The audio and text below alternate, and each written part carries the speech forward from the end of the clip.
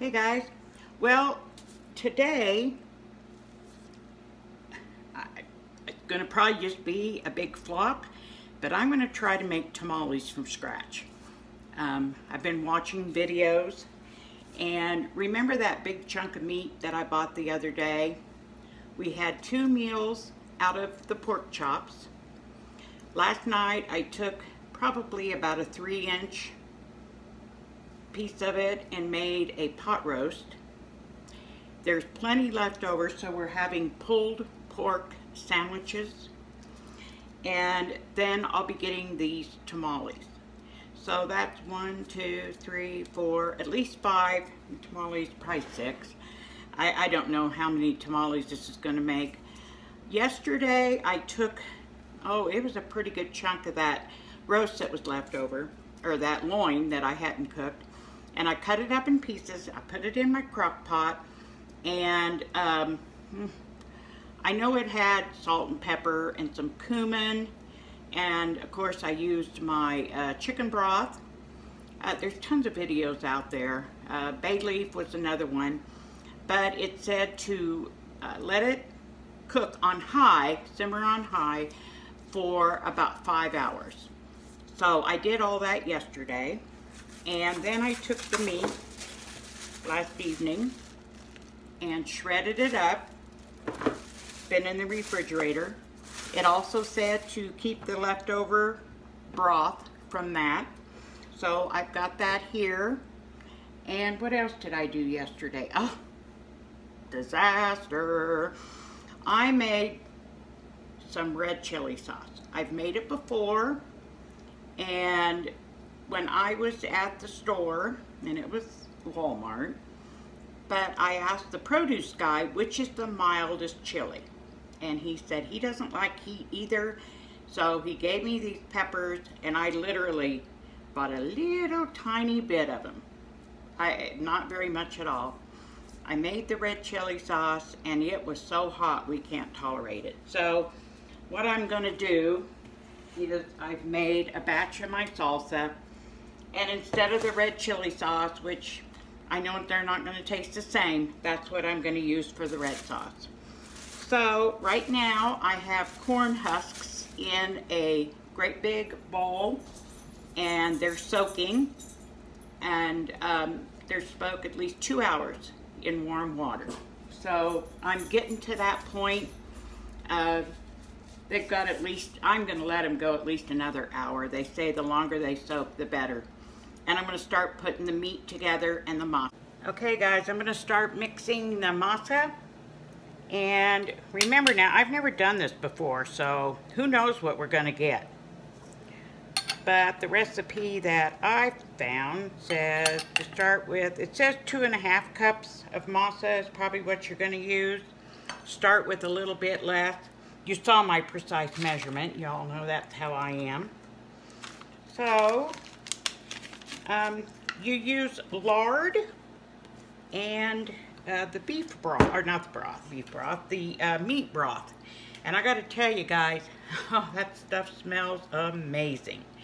So the lard is melting right now, and then we'll be back. Let me show you what I did with my corn husks. They say use your kitchen sink. I need my kitchen sink. This is a very large bowl, stainless steel bowl.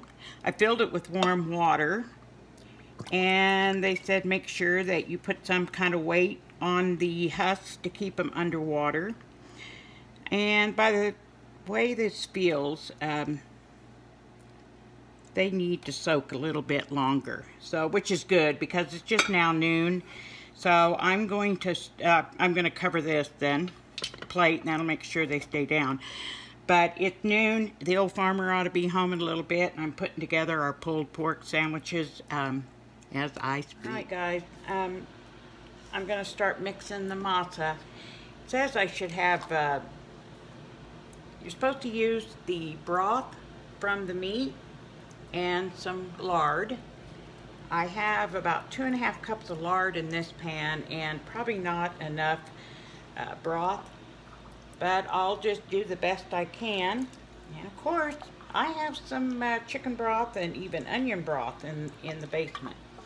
Now, like I told you, I've never done this before, but what I've seen is they said you've got to keep the masa wet. So I'm just going to start adding about 2 cups of lard, and I've got, I think I did a cup. Did you guys count? Of course I've lost count. So I guess, I don't know, that doesn't look right, does it? But what do I know? I've never done it. I do know that what I read said just use your hands, get your hands in there and work it. I'm going to have to let that lard cool down just a bit, and the broth. I had kind of a bad day today. Those of you that have been with me for a while might remember our farm dog, Remy, from last year. She got sick, and we had to put her down. The old farmer and I were just out there. We hand dug her grave, which just something that we do on the farm. Golly, guys, did I get too much in? Too much liquid? I don't know.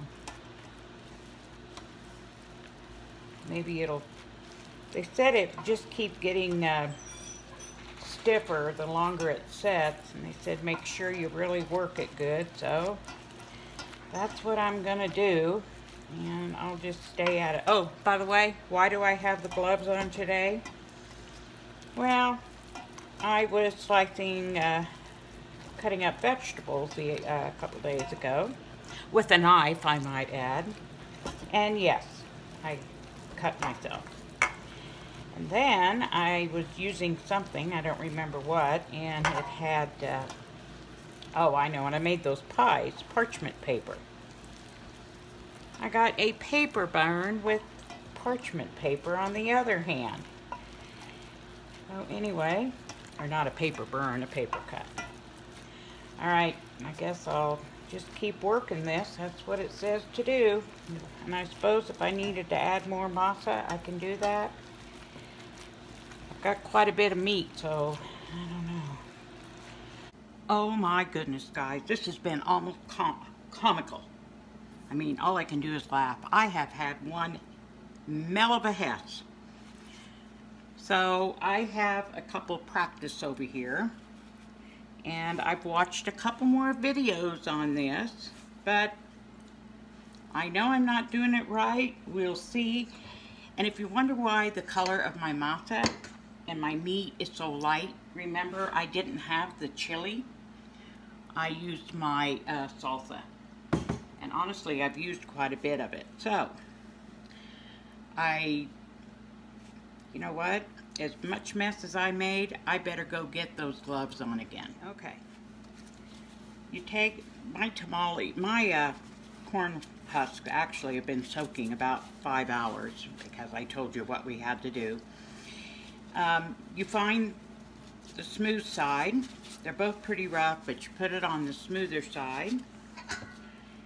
And I have yet to figure out what's going to work best for me, so we'll just mess through this together. Put a layer of the masa.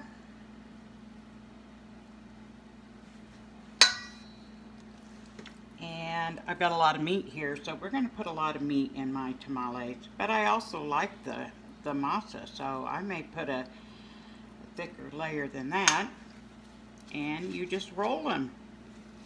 I have no idea. And then fold, from what I understand, you're going to have a seam, and fold this end over the seam, and you just start stacking them in here.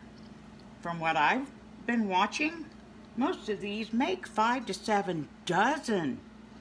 But I do know their labor, I hear them all talk how labor intensive they are, how long they take, and it doesn't take long to eat them.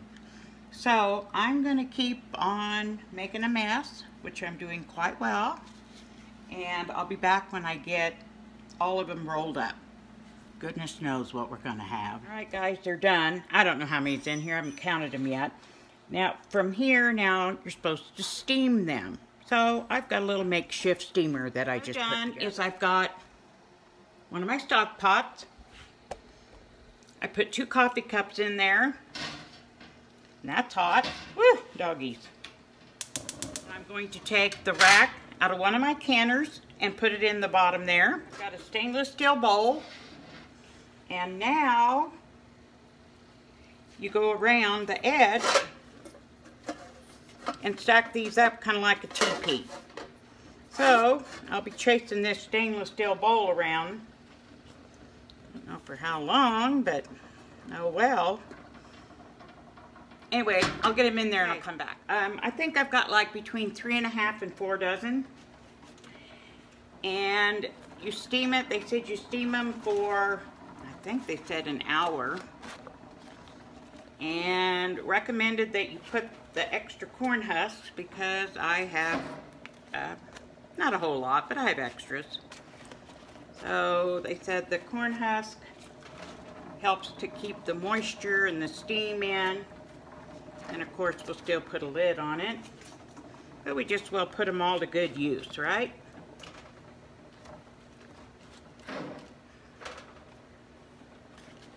Okay. Now, the next mystery, where's my lid? This isn't the lid that came with the stock pot, but it'll work.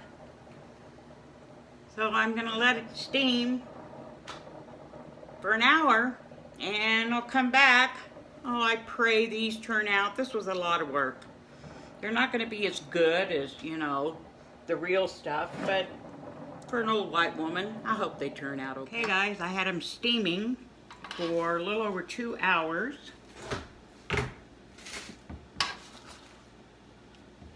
And I believe the way that you tell that they're done is when you open up the wrapper. Yowza. If it sticks together like that, holds together, it's done. So I'm gonna, and actually I tasted one earlier, they're pretty good. So I'm gonna call this a success. Not a real Mexican tamale, but it works for me. So I think with a little more practice, these would be a whole lot better. All right guys, thanks for joining me.